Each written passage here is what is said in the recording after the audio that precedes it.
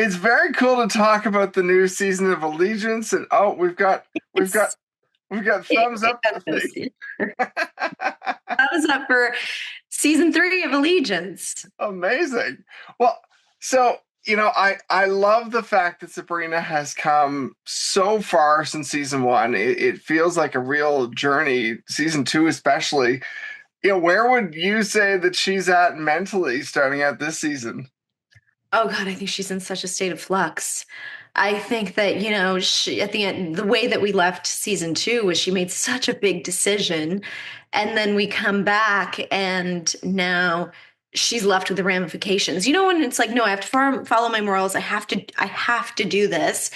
And then, we kind of see oh God, I've done this thing. I've put down the badge. This is what I had worked for. This is what my family legacy is about. And so, and it's interesting because at the end of season 2, she's ready to put that all away, and then season 3, it's not about her anymore. I think that the beauty of season 3, so much about it is she's learned her lessons, and I think her partner, played by the beautiful Samara Salem and Zach Kalani, like calls her out and says, you're in this one woman show called Following My Instincts, and we have this thing in the trailer, and she really does come back for the people that she cares about, for him, um, for Rico. And so it's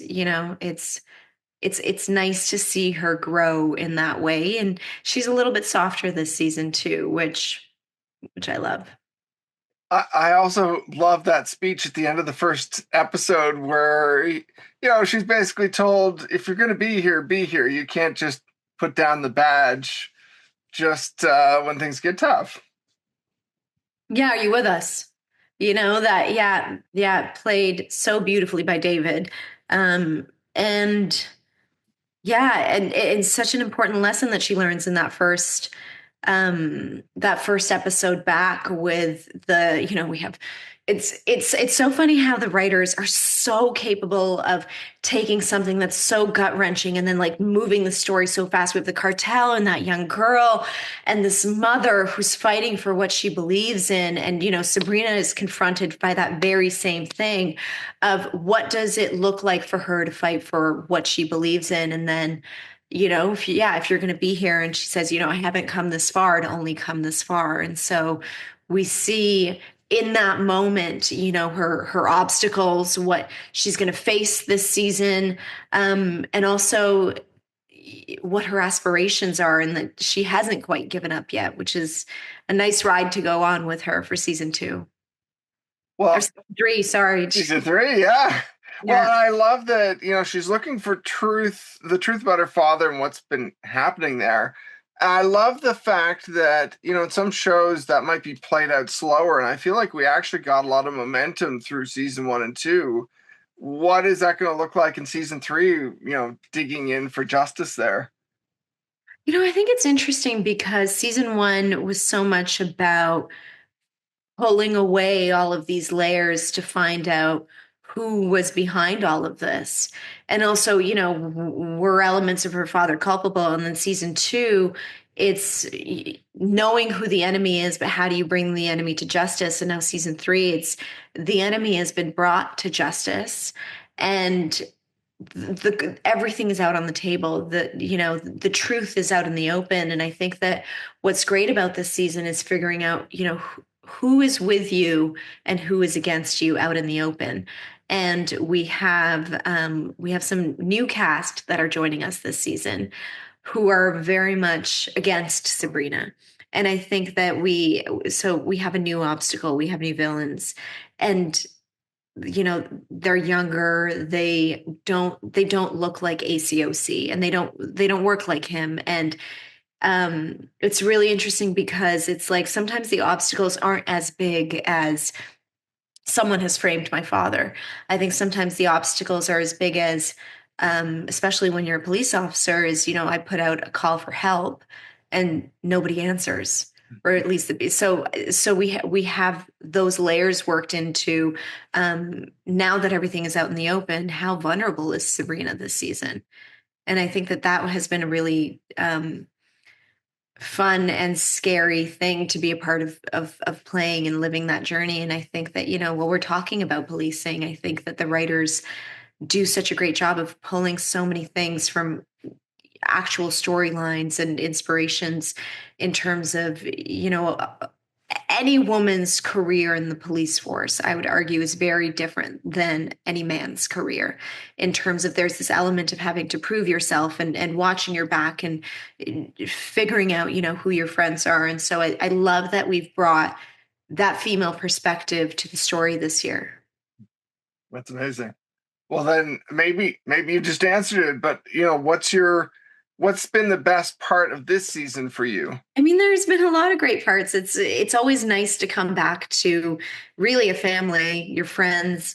But I think that the most interesting part has been working with new showrunners. So we have new showrunners this season, in Penny Gummerson and Ley Lukins. And they're very different showrunners than Mark and Stephanie.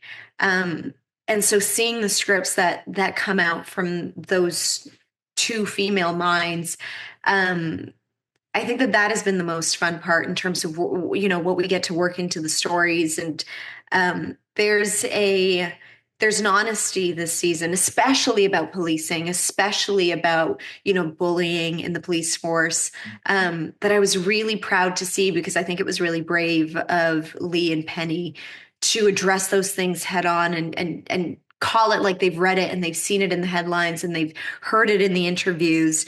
And now you'll see those elements incorporated into the show. And then also, I think the other element is just like learning about our own country.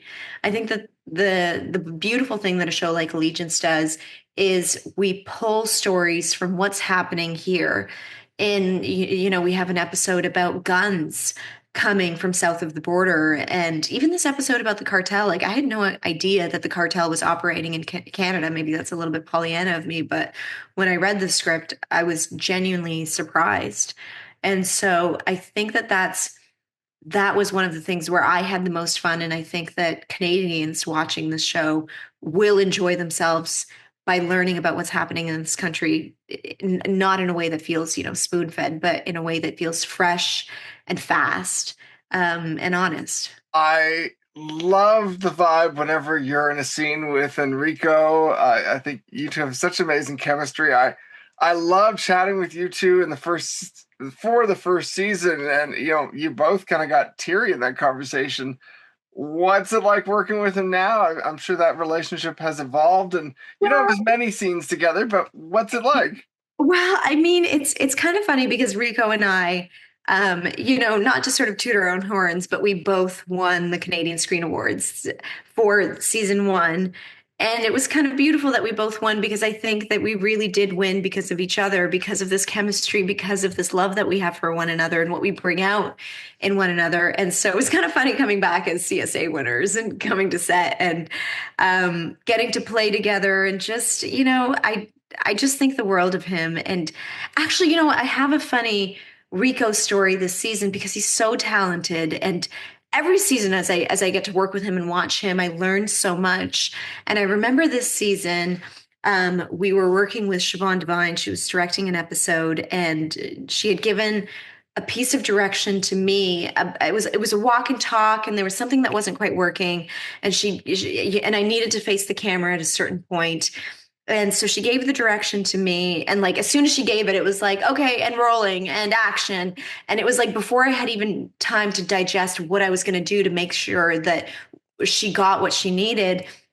And they yelled action, and we dove right back into the scene, and we started, doing our walk and talk. And we got to the end of it.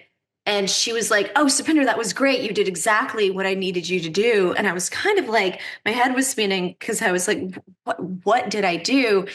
And it took me a few minutes after we, had moved on to the next scene, and we get these breaks in between. I was sitting there and thinking, like, and I looked over at Rico, and I was just like, oh my God, this artist, because what had happened is he had heard the note that Siobhan had given me, adjusted his performance, adjusted where he was going to go so that I would be looking the right way. And just like this is an example of his artistry, his technique, his generosity as, you know, a partner. And so it was just like when it clicked in what he had done, I was like, oh wow. I'm constantly learning from him, and I adore him, and I'm so grateful that we get the chance to work together and have moments like that, which, you know, hopefully 10 years down the line, I'll get to do that for a younger actor and teach them that lesson. And so, yeah, it was great. He definitely is one of the great Canadians for sure. Undoubtedly. I have to ask, do you get time to watch much? I'm curious what you watch in your downtime, or what are you listening to? Well, Andrew, I'm definitely watching Heated Rivalry. Like I'm